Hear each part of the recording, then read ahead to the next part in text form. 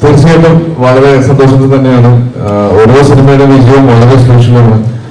ഇടുന്ന എഫേർട്ട് സ്ക്രീനിൽ വരുമ്പോൾ ആളുകൾ തിരിച്ചറിയുമ്പോൾ ആ സിനിമ എല്ലാവർക്കും ആസ്വദിക്കാവുന്ന രീതിയിലാണ് എന്ന് തിരിച്ചറിയുന്നത് ഒരുപാട് സന്തോഷമുണ്ട്. പിന്നെ ജോഫിൻ എന്ന് പറയുന്ന ഒരു ബ്രില്യന്റ് ആയിട്ടുള്ള ഫിലിം മേക്കറിന്റെ ഒരു മൈൽ സ്റ്റോൺ സിനിമയുടെ ഭാഗമാകാൻ പറ്റിയതിൽ ഒരുപാട് സന്തോഷമുണ്ട്. 24 അതിങ്ങനെ കണ്ടിന്യൂ ചെയ്യട്ടെ ഇനിയുള്ള വർഷങ്ങൾ അങ്ങോട്ട്. ആമീൻ. ഒരുപാട് സന്തോഷമുണ്ട്. കാരണം ഈ 2025 ആദ്യത്തെ സിനിമ ഇത്രയും വലിയൊരു സിനിമയിൽ ഭാഗമാകാൻ പറ്റിയതിൽ ഒരുപാട് സന്തോഷം. പിന്നെ ആസിർക്ക കൂടെ അഭിനയിക്കാൻ പറ്റിയതിലും, അതേപോലെ ജോഫി, താങ്ക് യു. ജോഫിയാണ് ഇതിനെ കാസ്റ്റ് ചെയ്തത്. പിന്നെ നമ്മളെ എല്ലാ ടീമും, അസോസിയേറ്റ്സ് ആണെങ്കിലും പ്രേമേട്ടനും ആസിഫ്, അങ്ങനെ എല്ലാവരും എന്നെ ഭയങ്കരമായിട്ട് സിനിമയിലേക്ക് സപ്പോർട്ട് ചെയ്തിരുന്നു. ഈ സമയത്തൊക്കെ വലിയ താങ്ക്സ് വേണമെന്ന് തോന്നുന്നു. പിന്നെ ഇനിയും ഇതേപോലെ നല്ല നല്ല സിനിമകളുടെ ഭാഗമാണെന്നും കുറച്ചുകൂടി നല്ല മുമ്പോട്ട് പോകണമെന്നൊക്കെയാണ് ഭയങ്കര ആഗ്രഹം. അപ്പം അത് സംഭവിക്കട്ടെ എന്ന് ഞാൻ തന്നെ പ്രാർത്ഥിക്കുന്നു. Thank you.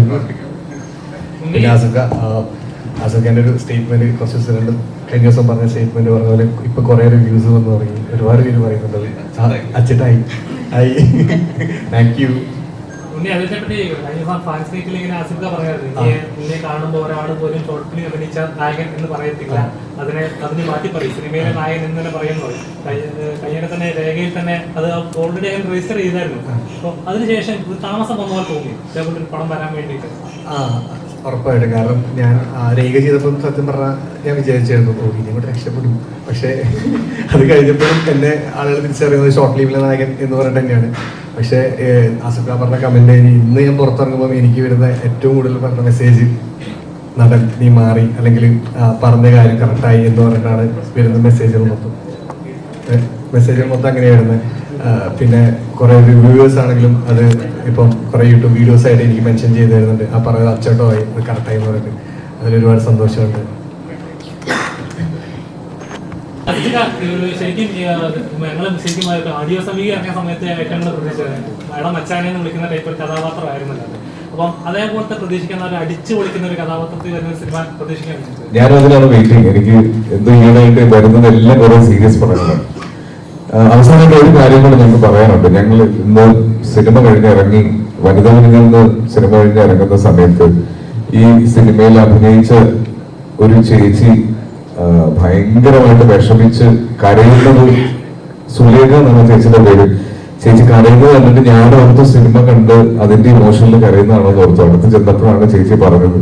ചേച്ചി ഒരു 2 ഷോട്ടുള്ളൊരു സീനിൽ അഭിനയിച്ചിരുന്നു. പക്ഷെ നമ്മൾ പല സമയത്തും സിനിമ ഷൂട്ട് ചെയ്യുന്നത് അത്രയും നമുക്ക് ഫൈനൽ എഡിറ്റിലേക്ക് കൊണ്ടുവരാൻ പറ്റില്ല. അപ്പൊ ചേച്ചി അഭിനയിച്ച സീക്വൻസ് എഡിറ്റിൽ പോയി.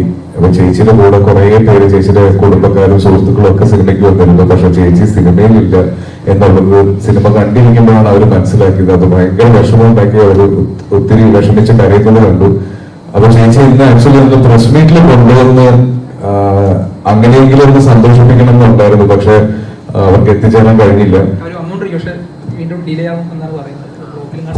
അപ്പൊ സുലേഖ എന്നാണ് അവരുടെ പേര്. എന്റെ ഭാഗത്ത് പറ്റിയ ചെറിയ മിസ്റ്റേക്കാണ്. ഞാൻ അത് അവരോട് പറയണമായിരുന്നു.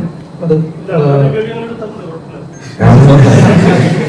അപ്പൊ ഇനി ഞങ്ങൾക്കൊക്കെ ചെയ്യാൻ പറ്റുന്ന ഒരു കാര്യം വരും ദിവസങ്ങളിൽ എഡിറ്റ് ഏജൻസിയും സോഷ്യൽ മീഡിയയിൽ സിനിമയുടെ പ്രൊമോഷന്റെ ഭാഗമായിട്ട് റിലീസ് ചെയ്യാൻ ജോഫിൻ തീരുമാനിച്ചിട്ടുണ്ട്. അത് തീർച്ചയായിട്ടും ഇത്തരത്തിലൊരു സിനിമയിൽ എനിക്ക് അത്തരത്തിലൊരു തെറ്റ് പറ്റാൻ പാടില്ലായിരുന്നു എന്ന് പറയുന്നത് എനിക്ക് ഭയങ്കര ഒരു സങ്കടമുള്ള കാര്യമാണ്. കാരണം ഈ സിനിമയുടെ കഥ പറയുന്നത് അത്തരത്തിൽ ഒരുപാട് സിനിമയിൽ ആഗ്രഹിക്കുന്ന ആൾക്കാരുടെ കഥയായിരുന്നു. പക്ഷെ അത് എനിക്ക് അവരെ അത് അറിയിക്കാൻ പറ്റിയില്ല. ഞാൻ അത് വിട്ടുപോയി. അത് ലാസ്റ്റ് മിനിറ്റിലെ ഒരു ട്രിമ്മിൽ വന്ന സമയത്ത് ട്രിം ചെയ്ത് പോയതാണ്. അവരാണെങ്കിൽ കുറേ ആൾക്കാരുമായിട്ട് വന്ന് ഭയങ്കര ഇമോഷണലായിട്ടത് എനിക്ക് സിനിമ കഴിഞ്ഞ് ഇറങ്ങിയപ്പോൾ ഞാൻ കുറച്ച് എനിക്കും ഭയങ്കര ആ സിനിമയുടെ കേട്ടുള്ള അഭിപ്രായങ്ങൾ എൻജോയ് ചെയ്യാൻ പറ്റാത്ത രീതിയിൽ എനിക്കത് വിഷമമായി പോയി. അപ്പോൾ അത് ചേച്ചിക്ക് വരണമെന്ന് വിചാരിച്ചു, പക്ഷേ എത്തിയിട്ടില്ല. അപ്പോൾ ചേച്ചിയുടെ പേര് സുലേഖാനാണ്.